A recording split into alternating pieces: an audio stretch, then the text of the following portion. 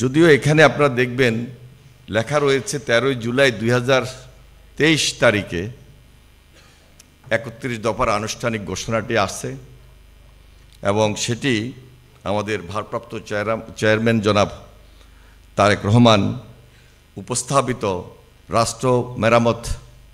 রাষ্ট্র কাঠামো মেরামতের জন্য 2020 সাল এই পুরা বছরটা ভারপ্রাপ্ত চেয়ারম্যান ফিল্ড পর্যায়ে মাঠ পর্যায়ে এই আলোচনাটুকু করেছেন এবং সিলেটে সর্বপ্রথম আনুষ্ঠানিকভাবে 2021 সালে 21 জুন আমাদের মিডিয়া সেল গঠিত হওয়ার পর আমরা আনুষ্ঠানিকভাবে এখানে একটা সভার আয়োজন করি। সেই সভায় সিলেট মহানগর এবং সিলেট জেলার নেতৃবৃন্দ উপস্থিত ছিলেন। তাদের উদ্যোগে আমরা বিশিষ্ট নাগরিক সমাজ, পেশাজীবী নেতৃবৃন্দ, তরুণ সমাজ সহ সমাজের যারা দায়িত্বশীল বিশিষ্ট ব্যক্তিবর্গ এবং রাজনীতিবিদ তাদের সমন্বয়ে আমরা একটা সেমিনার বা গোল টেবিল বৈঠকের আয়োজন করি। এই আয়োজনের পূর্বেও যে কথাটি আমি বলার চেষ্টা করেছি, 2020 সালের পুরা এই একটি বছর আমাদের তারেক রহমান সাহেব উপলব্ধি করেছেন যে মাঠ পর্যায়ে যে এই দফাগুলোকে কিভাবে সমন্বয় করে জাতির সামনে আজকে যেটি নিয়ে এসেছেন সেটির ভিত্তি হিসাবে ওনার চিন্তা থেকে জাতির প্রয়োজনে কতটুকু অবদান রাখবে তার সেই চিন্তা চেতনা থেকেই আমরা মাঠ পর্যায়ে কাজ করেছিলাম। প্রথম বছরে যে আলোচনাটি ছিল সেটি কিন্তু তখন 27 দফা বা 31 দফা হিসাবে ঘোষিত ছিল না। তখন শুধু ওনার মাথায় চিন্তা ছিল এটাই যে 2018 বিশেষ করে যে মধ্যরাতের নির্বাচনটা হয়েছিল, একটা ফ্যাসিবাদী শাসক যখন সেই নির্বাচনটা কথা দিয়েও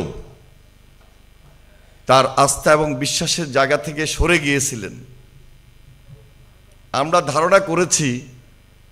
আমাদের নেতা জনাব তারেক রহমানের নেতৃত্ব থেকে এবং তার মুখের বক্তব্য থেকে আমাদের সঙ্গে আলাপ আলোচনার পরিপ্রেক্ষিতে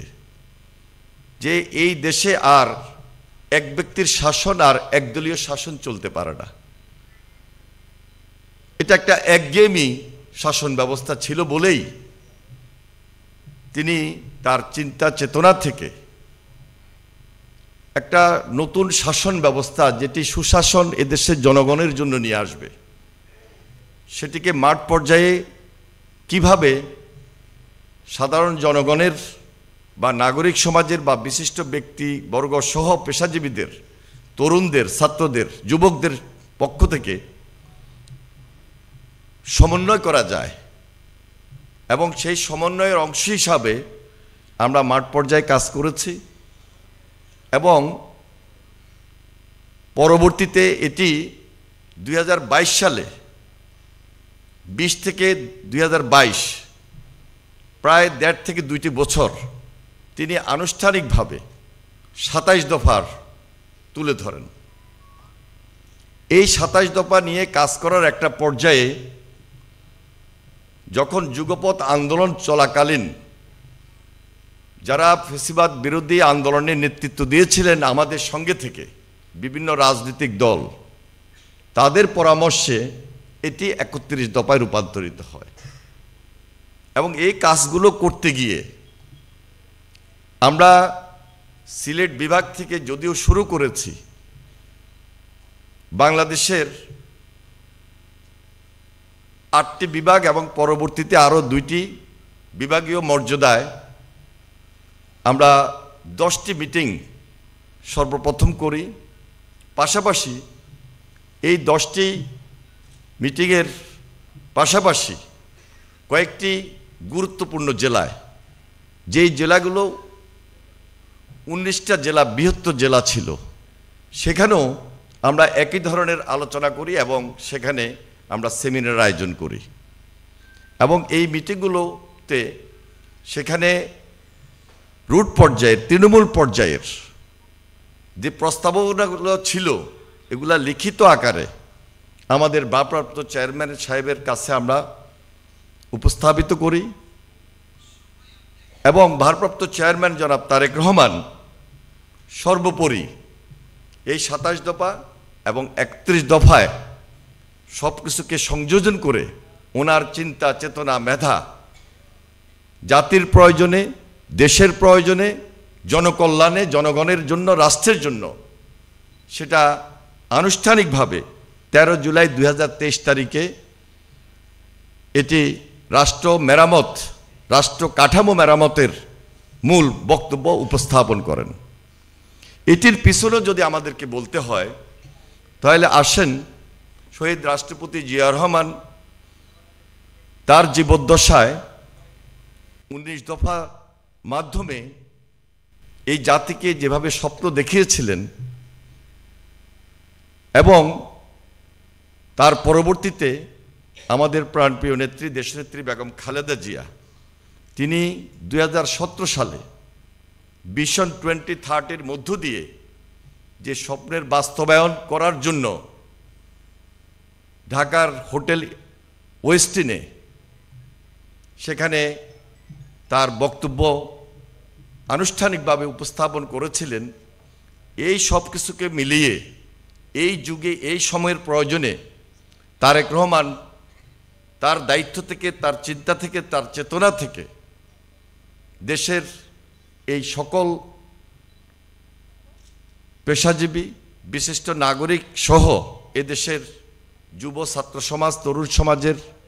কথা শুনে তিনি তার লক্ষ্য এবং ভবিষ্যৎ, এই বাংলাদেশ যে গড়ার চিন্তা চেতনা, ভবিষ্যৎ বাংলাদেশকে সুন্দর বাংলাদেশ দেখার যে স্বপ্ন, সেটি উনি আমাদের মাঝে নিয়ে এসেছেন। আজকে থেকে 4 বছর আগে আমরা কখনো চিন্তা করতে পারি নাই যে আজকে জনগণের কাছে, এই দেশের মানুষের কাছে এই 31 দফা এত জনপ্রিয় হয়ে উঠবে। আজকে তাই আমরা বলতে পারি এই মুহূর্তে সিলেট বিভাগে যে আয়োজনটুকু আবার শুরু হয়েছে, ঢাকা বিভাগও ইতিমধ্যে প্রোগ্রাম হয়েছে, সারা বাংলাদেশে আপনাদের মাধ্যমে, দায়িত্বশীল নেতৃবৃন্দের মাধ্যমে যদি আমরা প্রত্যেকটা ডিভিশন, প্রত্যেকটা জেলা, প্রত্যেকটা উপজেলা, পৌরসভায় তৃণমূলে আমাদের এই বক্তব্য, আমাদের এই 31 পয়েন্টকে নিয়ে যেতে পারি, আমার মনে হয় যেই চিন্তাটুকু, যে স্বপ্নটুকু নিয়ে তারেক রহমান দীর্ঘ প্রস্তুতি নিয়ে তার লক্ষ্য নির্ধারণ করেছেন, জিয়া রহমান যেভাবে আধুনিক বাংলাদেশের স্থপতি হিসাবে 19 দফার বাস্তবায়নকে সামনে রেখে এগিয়েছিলেন, দেশনেত্রী বেগম খালেদা জিয়া ভিশন 2030-কে সামনে রেখে যে স্বপ্ন এই জাতিকে দেখিয়েছেন, তারই যোগ্য উত্তরসূরি ওনাদের জ্যেষ্ঠ সন্তান জনাব তারেক রহমান, বিএনপির ভারপ্রাপ্ত চেয়ারম্যান, খুব দ্রুততম সময়ের মধ্যে আমাদের বিশ্বাস বাংলাদেশে জনগণের প্রয়োজনে, জনগণের জন্য একটি নতুন বিপ্লব উপস্থাপন করবেন এবং নতুন বিপ্লব নিয়ে আসবেন, যেটিতে আমরা এই দেশ আবার নতুন করে নতুন স্বপ্ন দেখতে সক্ষম হবে ইনশাআল্লাহ।